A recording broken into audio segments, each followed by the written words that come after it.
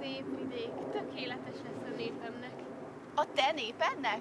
Az enyémnek. Ki vagy te, hogy elfoglalod előlem ezt a területet? Én vagyok Kovart úrnője. Én meg Madián úrnője. Milyen kár neked és a népednek, hogy előbb voltam itt.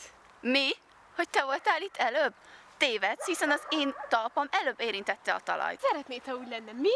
Nem csak szeretném, így is volt. Nem, én ebben biztos vagyok. Egyszerre landoltunk. Az lehet. És akkor mi lesz? Elfelezzük a területet? Vagy mi? Ez egy jó ötlet. Gyengék vagytok, az én népem erősebb. Persze, veled az élen. Azt hiszed, gyenge vagyok? Nem hiszem, tudom.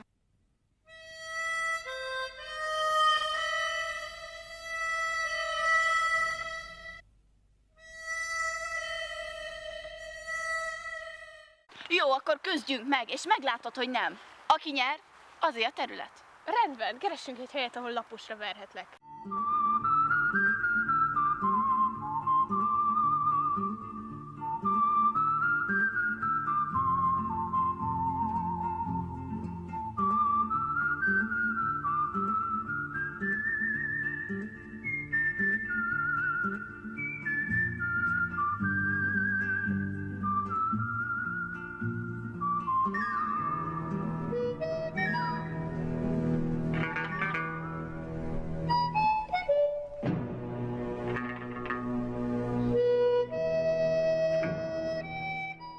Ne.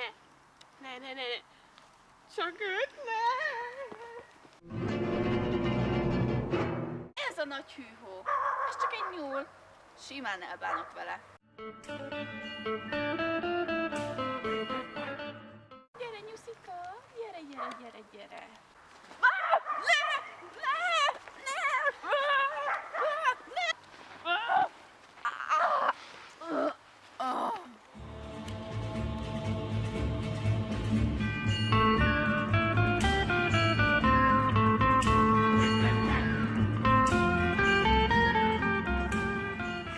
Végre eltűntek!